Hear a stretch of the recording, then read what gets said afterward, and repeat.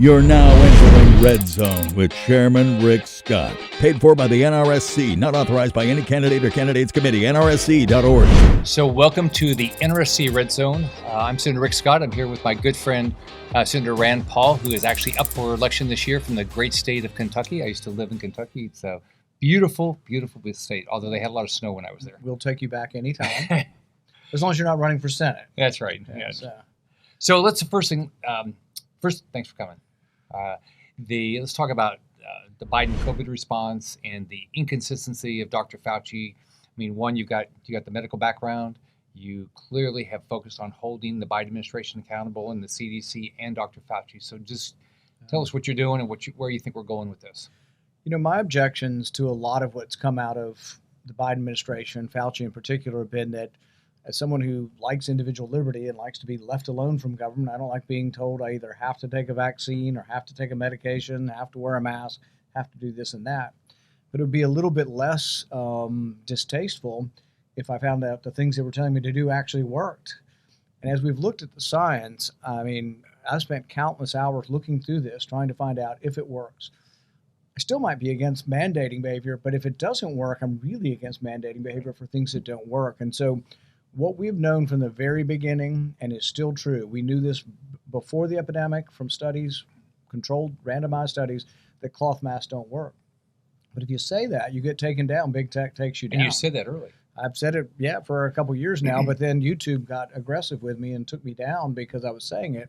But then in the last month, now you've seen, the woman over at CNN that's their doctor, who's an acolyte and disciple of Dr. Fauci. She loves the mandates.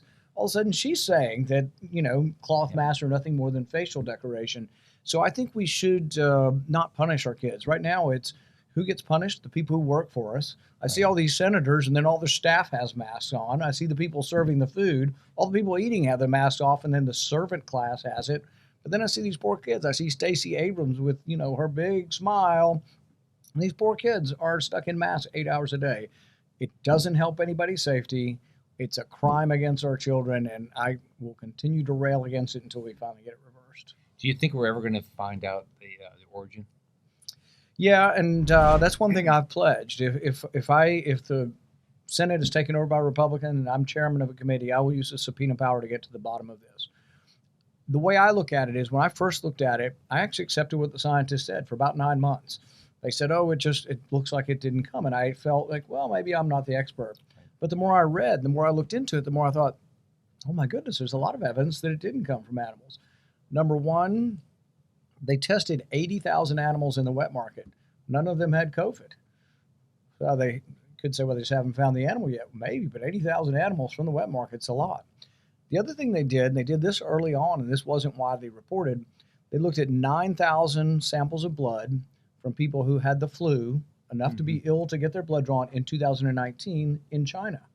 They looked at the blood and they said, well, if this came from animals, it would kind of gradually raise its head and then get more and more exponentially grow, but it wouldn't just be there without sort of gradually getting into the population. They estimate statistically a few hundred of the 9,000 would have COVID from 2019. 0. Nobody had it. It just suddenly appeared in humans.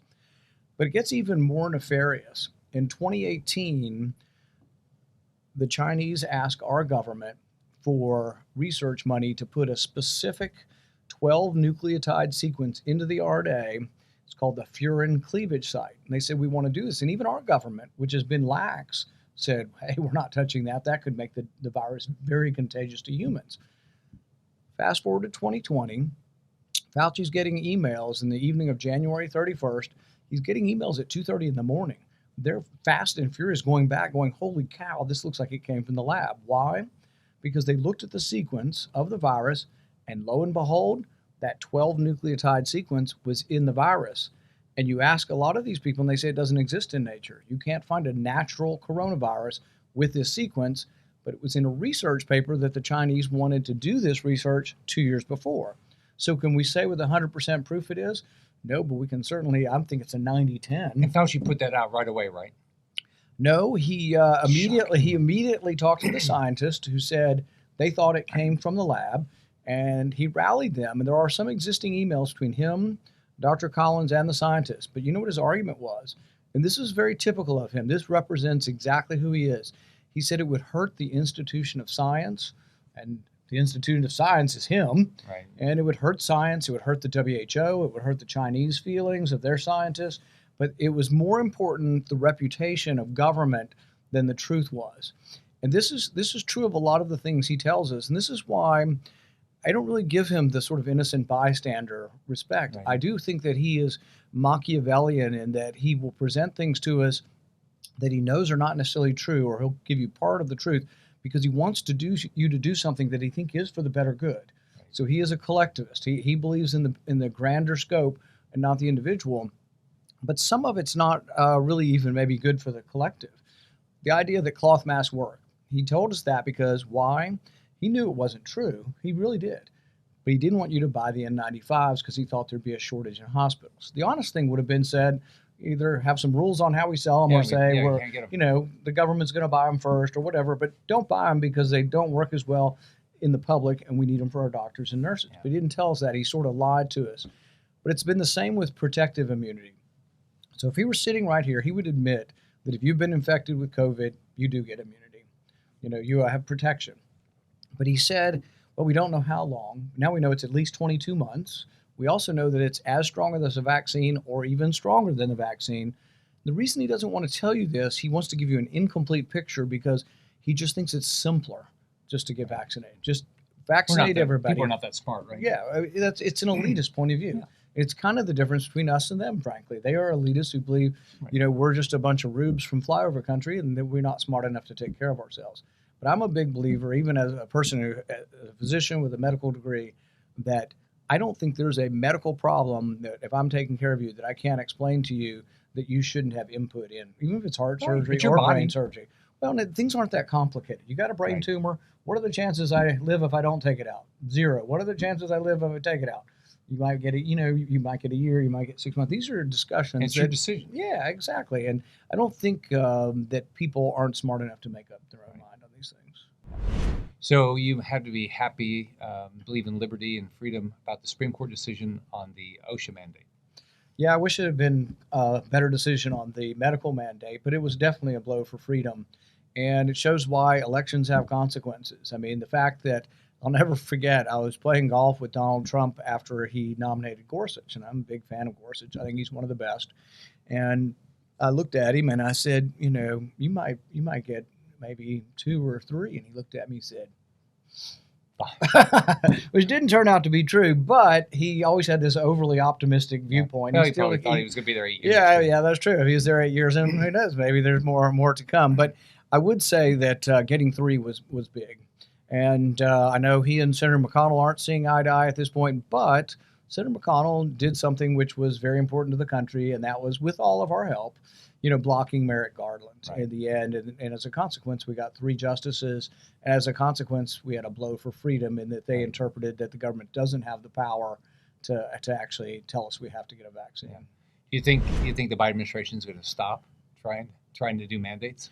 I think this week is the telltale sign that the pandemic may be over.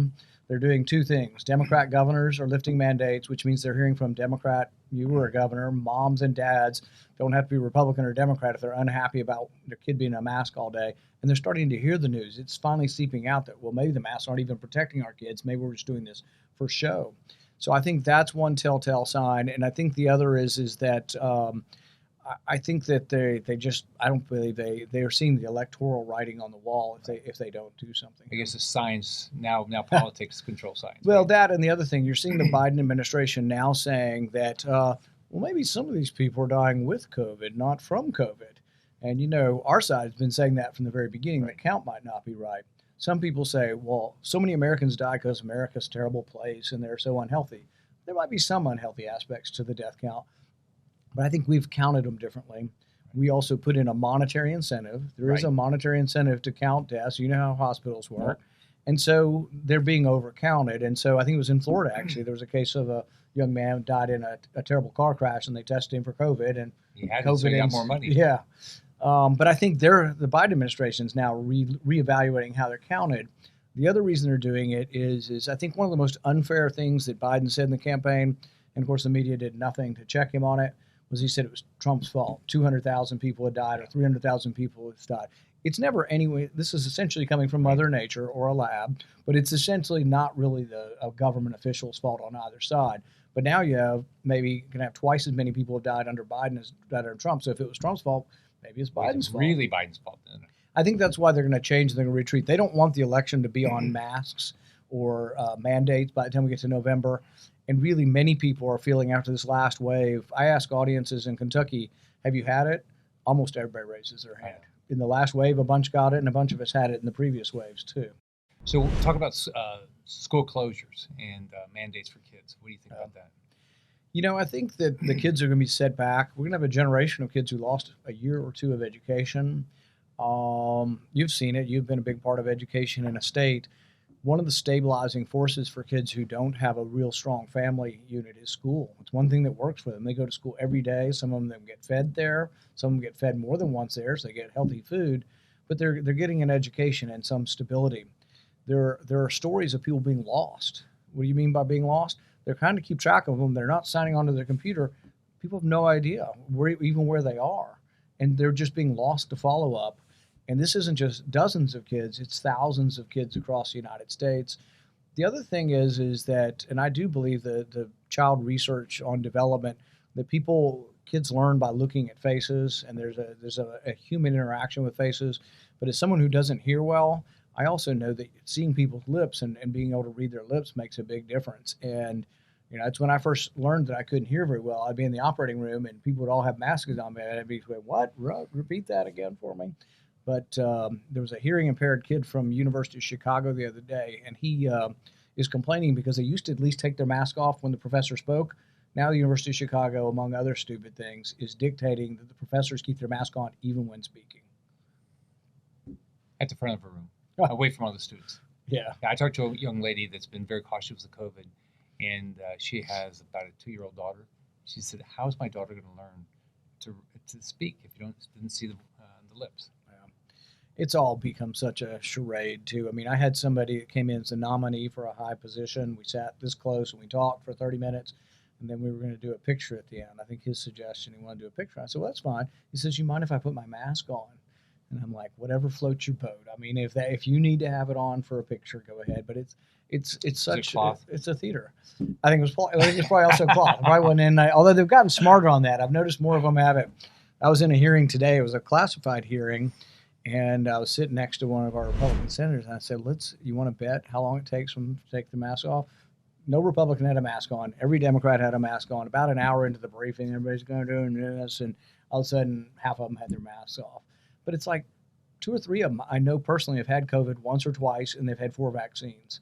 It's like, come on, learn to live with a little bit of risk in our world, particularly when you probably aren't doing anything. Even with a good mask, it's hard to keep them on.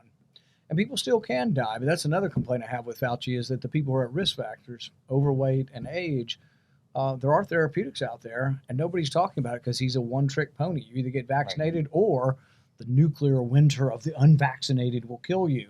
Instead of having the sympathy, I mean, I've never heard of a doctor who would say, we're going to treat you differently because you smoked. Right. What we're going to do? Insult you and say we're not going to treat you? We're not going to give you a transplant because you wouldn't have a vaccine? It's completely insane. The other reason it goes against science is that guy they're denying, I think he's had COVID. Like the basketball players that are not wanting to get vaccinated, they've already had it. Like the tennis star that has already had it. So what they should be doing, if they're going to obey the science, let's say they don't want to give it to him because they're afraid he'll get COVID when he's immunosuppressed and he might die and they would have wasted the organ. Well, we now know previous infections just as good as the vaccine. Why wouldn't you do an antibody test? And if he's got antibodies, then he's been vaccinated. In fact, all the people who've gotten Omicron. That's called science, probably, right? But all the people who got Omicron in the last month, they've all gotten their booster. But my other big gripe with him, the main big gripe right now, where it could cost lives, is the idea that we should indiscriminately give booster shots to young males. Young adolescent males, the studies are pretty conclusive, are at heightened risk for myocarditis, and the risk goes up with each successive vaccine. So I just think it's wrong. I mean, the first thing you would do if you were thinking about doing is check their blood for antibodies. If they've got it, the kid doesn't need it. But the other thing is to put this in perspective. The death rate under 18 is about 1 in a million. You can vaccinate your kid if you want, but don't force me to if I think 1 in a million is a reasonable risk to take. But definitely you shouldn't give them 3 vaccines. So because of Fauci and the muddled science, University of Chicago, Princeton, Yale are requiring a booster shot, 3 vaccines for the kid to be in school. But for a young male, the studies show it might be 10 times greater risk of getting myocarditis from the vaccine than from the disease. So, I mean, that's just wrong. I don't understand how we can't have a reasonable discussion on that. Why don't they put that? And just put it out, and you'll make a good decision for your kid. There's a Dr. Vinay Prasad that I follow. He's pro-vaccine. I think he's down the middle, but he says they're doing a great disservice because they're developing distrust of government. There's already a certain amount of distrust out there, but the more you lie to people, the more you solidify the distrust, and the more the distrust grows. I mean, I'm of the opinion now that I'm not so sure the CDC is honest in what studies they fund, that they're only funding studies that promote one point of view, that they aren't being objective in what they fund. And this is also the problem of having one person in charge. Fauci's position should be divided up, and it should be a committee of 5 different people. He needs to retire. And I think they probably should all be approved by the Senate so we don't get somebody with such partisan views again. One thing I've seen up here, I don't really trust much that comes out of the executive branch. I just think it's massaged. Who knows how accurate it is? I mean, so you want to talk about you've been canceled. So first off, talk about big tech and how they've treated you and your friends, and what do you think we ought to be doing? The first time I had problems was during the first impeachment of Trump. And I asked a question, and my question was, there's this guy named Eric Ciaramella, and he's friends with these Vindman brothers, who were friends with these 3 attorneys who were sitting there with Adam Schiff at the desk, and they all worked together in the White House at the National Security Council. Sounds kind of like a coincidence. I said, did they work together? When did they begin organizing this whistleblower complaint about impeachment? I think that's a valid question. They all worked for the government. Were they plotting this at work? There's like 6 or 7 of them. Sounds to me like a conspiracy. And Justice Roberts refused to ask my question. I think I'm the only person ever to ask a question during an impeachment where the justice refused to ask her my question. And the thing is I don't know if any of those people were the whistleblower. I've never seen any proof of it. I don't know if Justice Roberts is. So he refuses to ask a question based on rumor, I guess, because I don't know how he knows who the whistleblower was. I still don't know who the whistleblower was. But I went to the floor a week later because I'm sort of persistent, and I gave the speech anyway and said what I wanted to say about this. And YouTube took it down. It was up for a couple weeks, and they took it down. I had a little talk with them, didn't help, and talk about the idea that speech and debate clause, this is constitutionally protected speech, and that they have the right to take it down. This is where I disagree with some conservatives. They do have the right to take it down. It's a private company; they own it. It isn't protected by the First Amendment. But when the head of Twitter comes forward and says, First Amendment doesn't apply to us, we can censor anything we want, it may be legally true, but it's not admirable. I mean, the sentiments of the First Amendment were that speech was good, that we should protect government from it. They didn't say we would protect private businesses from limiting it. But if you were to ask our founding fathers, is speech good? Is freedom of speech good? Yeah, absolutely. They would be horrified by this. Yeah, they would be horrified by this, but I'm not so sure I want the government to decide what is good speech either. I'm afraid of having a panel of government experts. The only thing worse than private censorship would probably be government censorship. But I do believe in competition, so I fled. I started my own website, libertytree.com. I also put stuff on rumble.com, so we don't put videos on YouTube. Although we put them up on occasion, we tell people to go to Rumble. So we try to use YouTube to advertise Rumble. They'll eventually get savvy to that, and they may get rid of us. But they haven't banned me. I banned them. So right now I'm still able to post and will occasionally try to advertise. I think Rumble is going to be big. They've gotten big corporate merger with some influx of money. They've gotten several other people that are popular podcasts to go with them. So I think they're going to succeed. They even offered Joe Rogan $100 million if he wanted to switch from Spotify. So no word on that yet. Yeah, but anyway, no, I am opposed to it. I think we should look into it, but I fear that some of the solutions moving forward might be more than I would be for. As far as I'm just not a big fan of breaking up companies. I believe in competition, and I would like to enhance or look at, are there any barriers to entry that are government barriers to entry that we can remove? One of the bills I'm on, which is kind of an interesting take on this, is the old media, newspapers and television are really small now compared to Facebook as far as dollar size. And so John Kennedy has a bill to allow them to organize, and it's with Klobuchar, to allow newspapers and television to organize to say, if you want our content, you have to negotiate with Rick Scott, who's in charge of all of us. Gives them the leverage, but antitrust doesn't allow them because they're different corporations. They call it collusion. I would just call it cooperation, but they cooperate. Then they would have leverage for Facebook using their content without their permission. Alone, the Bowling Green Daily News can't really have leverage with Facebook. It's take it or leave it. Here's a penny. But together they might be able to get 10 cents or whatever, or some kind of number that might be real. So I think that would be one way of empowering. They do own it. What's that? It's their content. It is their content, but I think it's somehow gets used. It gets used without their permission or floated about by Facebook. And there'd be a way of them capturing some. That's one idea that would be different than breaking them up, but trying to empower the people who are trying to do business with big tech. What do you think about these companies that have taken, like, something that frustrates me is you have a company like Delta who complains about the election laws in Georgia, but is okay with doing business in communist China. Yeah, the contradictions, I mean, just are amazing. And, you had Coca-Cola saying that there was going to be a test and people need to apologize for being white. I mean, look, I was born at the sort of the end of the bad era. I was born in '63 and we were getting better. I mean, the '60s still had, resolution of civil rights and things. We've been getting better ever since. And race relations have been getting better until the last 3 years. Well, now everything is about race. And it's like they're making it worse by all this stuff. And for Delta and Coca-Cola to say, oh, that's Jim Crow 2.0 to show your ID to vote, it's insulting. And it's interesting that big corporate America has become so left-wing but just not very honest. Nobody believes that there's any kind of discrimination in showing your ID. I mean, there's nothing in that. And minorities don't believe it's discrimination either. Yeah. So, but it is insulting where they're going with this.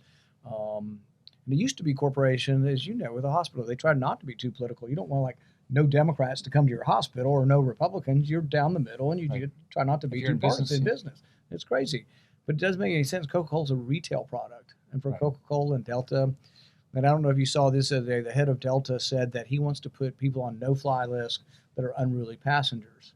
Not at all understanding that some of the people are unruly because they're being berated by people who, from the time you get on the plane, say, we'll put you in jail if you have alcohol. We'll put you in jail if you can't open the door. And then we'll triple put you in jail if your mask goes below your nose for more than 1 minute. It's or if you're 2-year-old, you're a 3-year-old. You're a 3-year-old, yeah. They'll kick you off the plane. Yeah. And really, some of those unruly passengers were moms, probably mad that you're trying to force my 3-year-old or my 6-year-old that has development problems and isn't able to comprehend why. Actually, I can't really comprehend why we have masks on. But anyway, you can't keep it on this kid. And he wants to put him on a no-fly list. And so I tweeted out the other day, it's like, remember when we were consumers? Maybe we put Delta on the no-fly list. Yeah, that's what people ought to do. So how would you solve the financial crisis we're in? You've had some proposals. What would you do? Yeah. As far as the fiscal imbalance, I've talked a lot about trying to balance the budget through a gradual way of reducing things across the board. Right. And the reason I came to this realization is I grew up in a political family, and I remember conservative fights back to the 70s, and conservatives always had public television as left-wing bias, and Sesame Street's got to go. And then there's this big backlash because apparently people loved Barney and they loved Sesame Street. And so I thought, rather than just eliminating entire left-wing projects, why doesn't everybody take a haircut? 1% across the board. And then what happens is that I think people are more understanding of that. And I'm always amazed. I tell people the story of people with the Alzheimer's supporters come to my office. They've got the purple ribbons on. They've usually got a mother or a grandmother with it. And it's a very emotional thing to them. And it's like it's hard to tell people no or that we don't have enough money. So I usually will look at them and I'll say, well, I'm very sympathetic to this. I have family members with this also. And it's like, y'all got $100 million last year. Could you live with $99 million next year? I think, never been asked that. And they all nod their head and say, well, sure. We just want money for research. And if it's 1% less, but if it's for everybody. If it's for everybody. Right, you don't pick and choose, right? Right. But the thing is almost nobody in Washington thinks that way. Yeah. The other problem with doing 1% less is we're doing 107% this year. So we'll do, with the entitlements, it's about a 7% increase. With the discretionary, it's about 2%. Overall, it's about a 5% increase. So if I want to do 99% of what we spent last year, They want to do 105%. So the differential is more like about 6 percentage points. But I think it's easier to explain that I'm not against Big Bird. I'm just against 1% of what they're spending over there. And I think people accept it. Plus, the division up here is right and left is military versus non-military. Right. So right now, our people got together on the Republican side and they said, we'll only raise the money you want if you raise our money just as much in the military. So it's the opposite of the compromise we need to balance the budget. So we demanded, and Republicans won this week, but only by getting to increase. Democrats were going to increase their money for welfare this much. So we said, we have to get that much too. And so we did. So the compromise is up, up, up. And the compromise really needs to be the opposite way. It doesn't mean dramatically reducing any of it. I'm convinced you could say we're going to hold the line 1% on Medicare and not lose any benefits. I think you really could. I think there's probably enough waste in the system that you could squeeze out of it. I'm a business guy. I can tell you, you have to. I had businesses. You had to reduce your costs at least 2% every year. You had to because the contracts you had with your customer. Have you ever seen a government agency work that way? No. Well, they did when I was governor. We balanced the budget. We paid off a third of the state debt in 8 years, and we balanced it without borrowing more money, and we actually cut taxes every year. Yeah, you can do it. Yeah, no, I think it can be done. Most people you talk to outside of Washington will tell you stories like that. You said 2%. Sometimes businessmen will say we had a terrible year and we cut back 20% a year. We you don't have a everything. choice. You don't have money.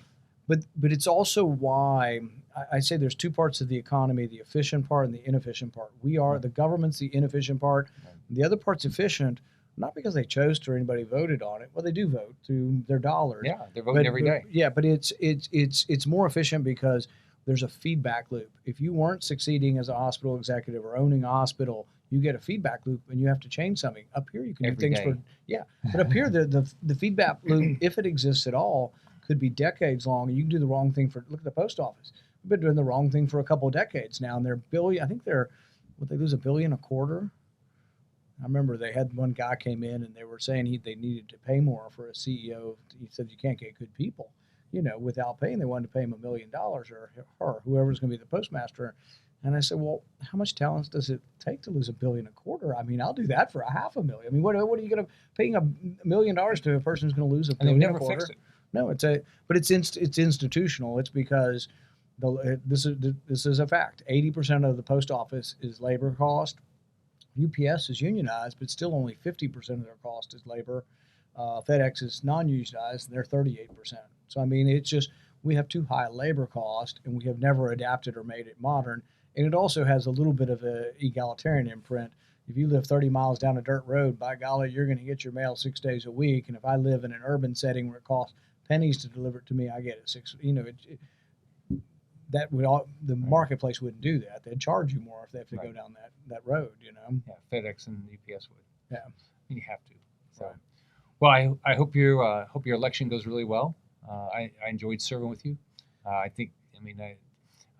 got to watch you while I was governor. I think we got elected about the same time. Is this where I get to plug my randpaul.com? You should go to randpaul.com. You can help me, please. Do you have is there anything you want to text or anything? No, just randpaul.com. Okay, randpaul.com.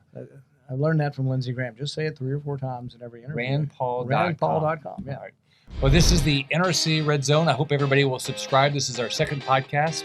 If you want to help us make sure we get back the Senate and help individuals like Rand Paul, thanks again, Rand, for being here. Thank you.